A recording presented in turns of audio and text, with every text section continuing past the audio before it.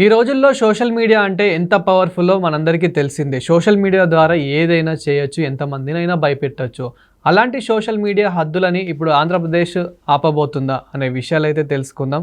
దీని గురించైతే మాట్లాడేందుకు ప్రస్తుతం మనతో పాటు సీనియర్ జర్నలిస్ట్ సిఎస్ రావు గారు ఉన్నారు. నమస్తే అండి. నమస్తే. ఆంధ్రప్రదేశ్ ప్రభుత్వం ఇప్పుడు సోషల్ మీడియా హద్దుల్ని ఆపబోతుందా? ఎలా ఉండబోతుంది? ఇది పాసిబులేనా? ఇప్పుడు సోషల్ మీడియా చాలా పవర్ఫుల్ మీడియా అయిపోయింది.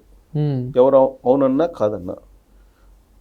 మామూలు ప్రింట్ మీడియా, ఎలక్ట్రానిక్ మీడియా కంటే ఇవాళ సోషల్ మీడియా పవర్ఫుల్ అయింది అనడానికి అనేకమైనటువంటి ఉదాహరణలు ఉన్నాయి. రీసెంట్గా ఏఐని బేస్ చేసుకొని కూడా సోషల్ మీడియాలో ఎలా చేస్తున్నారో మనం అయితే చూస్తున్నాం. సో అంటే సోషల్ మీడియా పవర్ ఏంటి అనేది రాబోయే రోజుల్లో ఇంకా చూసే అవకాశాలు ఉన్నాయి. అందుకే ఇప్పుడు ఈ సోషల్ మీడియాని కనుక కట్టడి చేయకుండా ఉంటే కనుక కొన్ని సందర్భాల్లో దుష్పరిణామాలు కూడా వస్తాయి. మంచితో పాటు చెడు కూడా ఉంది. చెడు మంచి ఉందా ఎక్కువ, మంచి ఉందా ఎక్కువ అని అంటే చెడు ఎక్కువ ఉంది. ఇప్పుడు సోషల్ మీడియాలో మంచి లేదనలేము, చెడు ఎక్కువ ఉంది. అందుకని చెడు ఎక్కువ ఫోకస్ అవుతుంది. అందుకే దాన్ని కట్టడి చేయాలనేటువంటి ప్రయత్నం ప్రభుత్వాలు చేస్తున్నాయి. కేంద్ర ప్రభుత్వం చేస్తుంది, రాష్ట్ర ప్రభుత్వాలు కూడా చేస్తున్నాయి. సోషల్ మీడియా ఎంత పవర్ఫుల్ అని అంటే రీసెంట్గా తెలంగాణ ముఖ్యమంత్రి రేవంత్ రెడ్డి గారు సోషల్ మీడియా గురించి ప్రత్యేకంగా మాట్లాడారు. ప్రతి వాడు జర్నలిస్టే, ఒక ట్యూబ్ వేసుకొని వస్తుంటారు అని చెప్పి ఆయన మాట్లాడారు కదా. వీళ్ళని కనుక అసలు ఎవరు జర్నలిస్టు ఎవరు కాదు అనేది నిర్ధారించాలి అనేది కూడా ఆయన మాట్లాడారు. అంటే ఆ స్థాయిలో ఇబ్బంది పెడుతుంది ప్రభుత్వాన్ని ఇది సోషల్ మీడియా. మామూలు మీడియా గురించి ఈ మధ్యకాలంలో ఎవరు పొలిటీషియన్స్ మాట్లాడట్లా. ప్రధానమంత్రి నరేంద్ర మోడీ గారు మాట్లాడట్లేదు, చంద్రబాబు గారు మాట్లాడట్లేదు, రేవంత్ రెడ్డి గారు మాట్లాడట్లా. ఇప్పుడు మాట్లాడుతున్న వాళ్ళ గురించి సోషల్ మీడియా గురించి మాట్లాడుతున్నారు. కారణం ఏంటి? సోషల్ మీడియాకు ఉన్నటువంటి స్వేచ్ఛ అలాంటిది. ఇప్పటివరకు సోషల్ మీడియాకు అంటూ ప్రత్యేకమైనటువంటి చట్టం లేదు. ఒకవేళ దాన్ని కొన్ని ఉన్నప్పటికి కూడా, సెక్షన్స్ ఉన్నప్పటికి కూడా సుప్రీంకోర్టు ఏం చెప్పింది? సోషల్ మీడియాకంటూ దానికి స్వేచ్ఛ ఉంది కాబట్టి సోషల్ మీడియాలో మీరు వీడియోలు పెట్టినంత మాత్రం మీరు అరెస్ట్ చేయకూడదు అని చెప్పి కూడా ఇచ్చింది సుప్రీంకోర్టు. సో దాంతో సోషల్ మీడియాలో ఎవరు ఇష్టం వచ్చినట్టు వాళ్ళు వ్యక్తిత్వ హననం కూడా చేస్తున్నారు. దారుణమైనటువంటి వీడియోస్ పెడుతున్నారు. అసలు ఎవరి ఊహకి అందనటువంటి విషయాలు కూడా పెట్టేస్తున్నారు. అలాంటి న్యూస్కి అలవాటు పడిపోయారు వ్యూవర్స్ కూడా. ఇప్పుడు ఏదైనా ఇన్ఫర్మేషన్ తోటి మనం ఏదన్నా న్యూస్ ఇచ్చామనుకోండి, ఎవరు చూడరు. ఏదో ఒక మసాలా, ఏదో ఒక ఫ్లేవర్ ఉంటేనే చూస్తున్నారు. అలాంటి పరిస్థితి వచ్చేసింది. ప్లస్ ఈ గాసిప్స్కి ఉన్నంత బలం నిజాలకు ఉండవు. సహజంగా పెద్దోళ్ళు చెప్తారు కదా, నిజం పెదం దాటే లోపల అబద్ధం ఊరంతా చుట్టొచ్చిద్దని. అలా నీకు గాసిప్స్ ఎక్కువ ఉంటాయి సోషల్ మీడియాలో. ఈ గాసిప్స్ చాలా ప్రమాదం, చాలా సందర్భాల్లో చాలా ప్రమాదం, ప్రభుత్వాలకి బాగా ప్రమాదం. గాసిప్స్ నిజాలను ప్రొజెక్ట్ చేస్తే ఇబ్బంది ఏం లేదు, కానీ గాసిప్స్ని ప్రొజెక్ట్ చేస్తే చాలా ఇబ్బంది. ఇప్పుడు రీసెంట్గా చూసుకుంటే కనుక మనం యూరియా సమస్య తీసుకుందాం. యూరియా సమస్య కొంత ఉంటే దాన్ని గోరంత అయితే కొండంతగా చూపిస్తుంది యూరియా సమస్యని. కానీ దానికి సొల్యూషన్ ఎవరు చూపించట్లేదు, సొల్యూషన్ చూపించట్లా. సొల్యూషన్ అసలు సోషల్ మీడియాలో సొల్యూషనే రాదు. మీరు రాసి పెట్టుకోండి, సొల్యూషన్ అసలు రాదు. ఎందుకంటే మా ప్రింట్ మీడియాలో అయితే, ఎలక్ట్రానిక్ మీడియా అయితే కనీసం ఆ డిపార్ట్మెంట్లకు ఒకళ్ళు ఉంటారు రిపోర్టర్స్. వాళ్ళు పోయి అక్కడ పోయి డేటా తీసుకొని లాస్ట్ ఇయర్ ఎంత వాడారు ఖరీఫ్లో, ఈ సంవత్సరం ఎంత వాడారు, అసలు ఈ సంవత్సరం వ్యవసాయ శాఖ ఎంత అవసరం అని చెప్పి ప్రపోజల్ పెట్టింది సెంట్రల్ గవర్నమెంట్కి, ఎంత వాళ్ళు పంపించారు అని చెప్పి కనీసం డేటా వస్తుంది ప్రింట్ మీడియాలో. ఎలక్ట్రానిక్ మీడియా కూడా రాదు, ప్రింట్ మీడియాలో డేటా అన్న వస్తుంది. అసలు వాస్తవం ఏంటి, ఈ సమస్య రావడానికి కారణం ఏంటి, ఈ సమస్య పోవడానికి ఏంటి అనేది దాంట్లో అయితే ఉంటుంది. ఎలక్ట్రానిక్ మీడియా దొరకదు మనకి, అసలు సోషల్ మీడియాలో అసలు దొరకదు.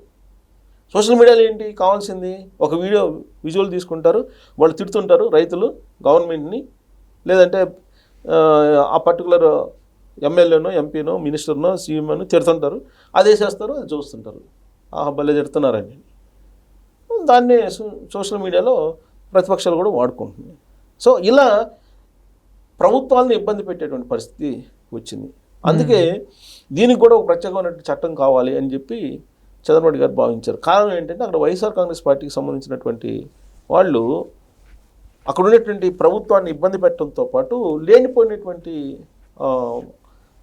గాసిప్స్ని క్రియేట్ చేసి సోషల్ మీడియాలో పెడుతున్నారు. ఇప్పుడు అమరావతి ఉంది, అమరావతి నిర్మాణం జరుగుతుంది. నిన్న కూడా నారాయణ గారు చెప్తున్నారు ఈ నెలాఖరికి ఈ ఇయర్ ఎండింగ్ కల్లా ఎంప్లాయీస్ క్వార్టర్స్ అయిపోతాయి అని చెప్పి ఆయన పోయినప్పుడు మొత్తం కన్స్ట్రక్షన్ జరుగుతున్నటువంటి విజువల్స్ చూపించారు.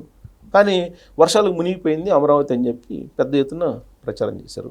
అంతకుముందు కృష్ణా బ్యారేజ్ కొట్టుకోబోయిందని చెప్పి చేశారు. దానికంటే ముందు పొన్నూరుని ముంచేశారు, ప్రకాశం బ్యారేజ్ అదే అమరావతిని కాపాడటం కోసం పొన్నూరుని ముంచేశారని చెప్పి ఒక గాసిప్ లేపారు. ఇలా రకరకాల గాసిప్స్ లేపుతూ ఉన్నారు. అందుకే ఒక మంత్రుల కమిటీని వేశారు. మంత్రుల కమిటీని వేసి ఆ కమిటీ ఒక ప్రత్యేకమైన చట్టాన్ని తీసుకురావాలి దీనికోసం, సోషల్ మీడియా కోసం. ఆ చట్టాన్ని తీసుకొచ్చి ఆ చట్ట పరిధిలోనే ఈ న్యూస్ ఉండాలి. అంతే తప్ప ఎవరు పడితే వాళ్ళు ఎట్టబడితే అట్ట వ్యక్తిత్వ హనంతో కూడినటువంటి వీడియోస్ పెట్టడానికి లేదు అనేటువంటిది ఒక చట్టాన్ని తీసుకురాబోతున్నారు. సో ఇప్పుడు ఆ రాష్ట్ర ప్రభుత్వం తీసుకొస్తే ఇక్కడ కూడా రాష్ట్ర ప్రభుత్వం తీసుకొస్తుంది. సరే, ఈ చట్టాలు లేకపోయినప్పటికి కూడా కేసులు పెట్టేసి పోలీసులు అరెస్ట్ చేసిన సందర్భాలు మనం చూసాం. కానీ కట్టడి చేయలేకపోతున్నారు, సోషల్ మీడియాని కట్టడి చేయలేకపోతున్నారు. ఎందుకంటే సోషల్ మీడియా అనేది అనంతం. ఇప్పుడు ఎవరు దగ్గర మొబైల్ ఉన్నా కానీ సోషల్ మీడియానే కదా, మొబైల్ తోటి పెట్టేసుకుంటున్నారు వీడియో. సో ఎవరిని ఎంతమందిని కట్టడి చేస్తారు, ఎన్ని చట్టాలు తీసుకొస్తారు? ఇప్పుడు దాన్ని అదుపులో చేయలేము అనే దానికి నిదర్శనం ఏంటంటే నేపాల్లో జరిగిన సంఘటన. సోషల్ మీడియాని నువ్వు ఎన్ని చట్టాలు తీసుకొచ్చినా, ఎంత నిర్బంధం పెట్టినా కానీ సోషల్ మీడియాని పూర్తి స్థాయిలో ఆపలేరు అనే దానికి నిదర్శనం నేపాల్లో ఏమైంది? నేపాల్ గవర్నమెంట్ మొత్తం సోషల్ మీడియాని బ్యాన్ చేసింది, రద్దు చేసేసింది. అసలు నీకు ఫేస్బుక్ కానీ ఆ దేశంలో, ఇన్స్టాగ్రామ్ కానీ, లింక్డ్ఇన్ కానీ ఏమి అసలు సోషల్ మీడియాకి సంబంధించి ఏమి మొత్తం అన్నింటిని బంద్ చేసింది. యూట్యూబ్ కానీ మొత్తం అన్నింటిని బంద్ చేసేసింది. దాంతో ఆ దేశంలో ఉండేటువంటి వాళ్ళు చిన్న పిల్లల దగ్గర నుంచి, అంటే టీనేజర్స్ దగ్గర నుంచి వృద్ధుల దాకా మొత్తం రోడ్ల మీదకి వచ్చేసారు జనాలు. పిచ్చి లేసిపోయింది వాళ్ళకి 4 రోజులకి. నిన్న చూసాం నేపాల్ మొత్తం తగలబడిపోయింది. అక్కడ ఉండే పోలీసులు కాల్పులు జరిగితే 20 మంది చనిపోయారు. దానికి నైతిక బాధ్యత వహిస్తూ ఆ దేశానికి సంబంధించిన హోమ్ మినిస్టర్ కూడా రాజీనామా చేశారు. అంటే సోషల్ మీడియా అనేది ఎంత పవర్ఫుల్. సోషల్ మీడియాను మీరు కనుక కట్టడి చేస్తే, సోషల్ ప్లాట్ఫామ్స్ని కనుక మీరు కట్టడి చేస్తే, సోషల్ ప్లాట్ఫామ్స్ మీద నిషేధం విధిస్తే ప్రజల నుంచి ఒక విప్లవం ఎలా వస్తుందంటే నేపాల్ సంఘటన, నిన్న జరిగినటువంటి నేపాల్ సంఘటన.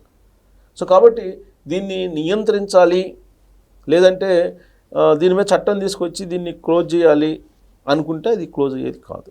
ఇది ఒక అంశం. రెండు ఏంటంటే ఇవాళ సోషల్ మీడియా పవర్ఫుల్. మామూలు ఎలక్ట్రానిక్ మీడియా, ప్రింట్ మీడియా కానీ సోషల్ మీడియా పవర్ఫుల్ అయ్యింది. ఇవాళ సోషల్ మీడియా ఎందుకు పవర్ఫుల్ అయిపోయింది? ఈవెన్ నీకు మెయిన్ ఛానల్స్లో కానీ, మెయిన్ మీడియాలో కానీ ఒక పార్టీకి కొమ్ముగా వస్తున్నాయి, లేదంటే ఒక పార్టీకి సింపథైజ్ ఉన్నాయి. అసలు కొన్ని పార్టీలే పెట్టుకున్నాయి పేపర్లు, ఛానల్స్. మరి అక్కడ జర్నలిస్టులుగా కొనసాగాలంటే ఆ పార్టీలకి, ఆ ఛానల్స్కి, ఆ కుటుంబాలకి మీరు ఒత్తాసు పలకాలి. మీరు స్వేచ్ఛగా పనిచేయలేరు. అలాంటప్పుడు ఎక్కడికి వెళ్ళాలి? వెళ్తే ఉంటే ఆ గట్టునన్న ఉండు, లేదంటే ఈ గట్టునన్న ఉండు అన్నట్టు అద్దంకి దగ్గర గారు చెప్పారు. అప్పుడు అది పెద్ద ప్రచారం పొందింది. అప్పుడు ఎవరిని? కోమటిరెడ్డి వెంకటరెడ్డి గారి గురించి. అలా ఉంటే ఆ గట్టుండు, లేదంటే ఈ గట్టుండు, లేదంటే జర్నలిజం అనుకో అన్నట్టుగా ఉంది. ఇలాంటి పరిస్థితుల్లో సోషల్ మీడియా వచ్చింది. సోషల్ మీడియాలోకి సీనియర్ జర్నలిస్టులు, సీనియర్ మోస్ట్ జర్నలిస్టులు, సబ్జెక్టు మీద బాగా అవగాహన ఉన్నటువంటి వాళ్ళు, పూర్వపరాలు తెలిసినటువంటి వాళ్ళు ఇవాళ చాలామంది ఉన్నారు. సోషల్ మీడియాకి అంత పవర్ రావడానికి, అది పవర్ఫుల్ కావడానికి ఇది కూడా ఒక కారణం. సీనియర్ జర్నలిస్టులు అందరూ వచ్చారు. ఫ్రీలాన్స్ జర్నలిస్ట్ అంటారు కదా, వెటరన్ జర్నలిస్టు, వీళ్ళందరూ ఇప్పుడు సోషల్ మీడియాలో ఉన్నారు. సో సోషల్ మీడియాలో ఉన్నంత జర్నలిస్టులు, సీనియారిటీ ఉన్నటువంటి జర్నలిస్టులు మెయిన్ మీడియాలో ఇవాళ కొన్ని చోట్ల ఉన్నారు. కానీ చాలా చోట్ల కొత్తగా వచ్చినటువంటి వాళ్ళు, వాళ్ళకేమి ప్రత్యేకంగా ట్రైనింగ్ కానీ, లేదంటే జర్నలిజం బ్యాక్గ్రౌండ్ కానీ ఏమీ లేనటువంటి వాళ్ళు చాలామంది ఉన్నారు. అందరూ లేం కానీ చాలామంది ఉన్నారు. సో మెయిన్ మీడియాకి లేనటువంటి పవర్ సోషల్ మీడియాకి ఎందుకు వచ్చిందంటే రెండో కారణం ఇది. సో కాబట్టి దీన్ని కట్టడి చేయటం కానీ, దీన్ని ఆపేయటం కానీ ఆల్మోస్ట్ ఎవరికి వల్ల కాదు.